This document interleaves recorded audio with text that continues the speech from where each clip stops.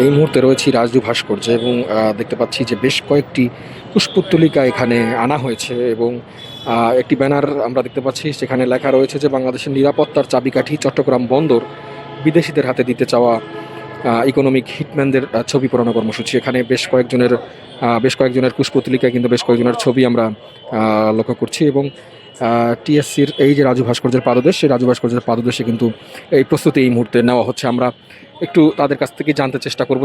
আসসালামু আলাইকুম। আমরা আজকে সংক্ষিপ্ত শিক্ষার্থী জনতার পক্ষ থেকে আপনারা এসেছেন, আমরা এসেছি। সকল সাংবাদিক ভাইদেরকে ধন্যবাদ। আপনারা জানেন চট্টগ্রাম বন্দরের একটি terminal, new morning container terminal, DP world নামক কোম্পানির কাছে চুক্তিতে ইজারা দেওয়ার জন্য ঠিক নির্বাচনের আগ মুহূর্তে সরকার অনেক বেশি তোড়জোড় করছে, যেন এই বন্দরটা দিতে না পারলে সরকারের যে মিশন ভিশন ছিল সেটা সম্পূর্ণ ফেল হয়ে যাবে। এমনভাবে সরকার এই কাজটা করছে, অন্য সকল বাংলাদেশের আইন শৃঙ্খলার পরিস্থিতি থেকে শুরু করে সব ধরনের জিনিসকে গুরুত্ব দেওয়া কমিয়ে কীভাবে ডিপি ওয়ার্ল্ডকে চট্টগ্রাম বন্দরের এই নিউ মর্নিং টার্মিনাল দেওয়া যায় সেটা নিয়ে তো সরকারের অনেক তোড়জোড় চলছে।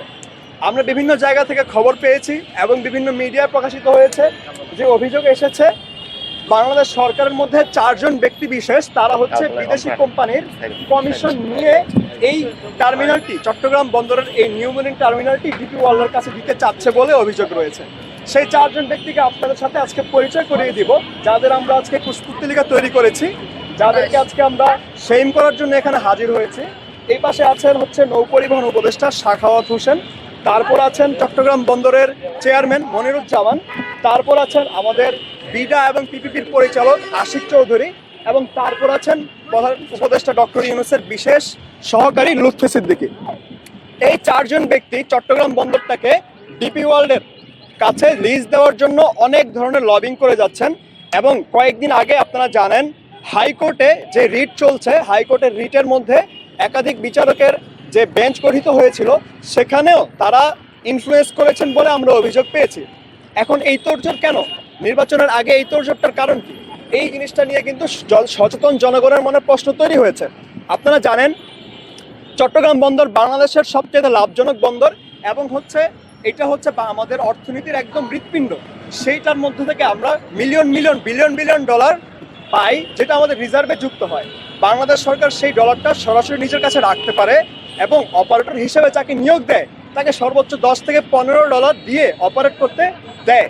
কিন্তু যখন কোনো বিদেশি কোম্পানি কনসেশন লিজের মাধ্যমে এই বন্দরটা নেবে, তারা এখন যে পাওয়া যায় 161 ডলার, তার মধ্যে থেকে সর্বোচ্চ 18, 20, 25 ডলার বাংলাদেশকে দেবে।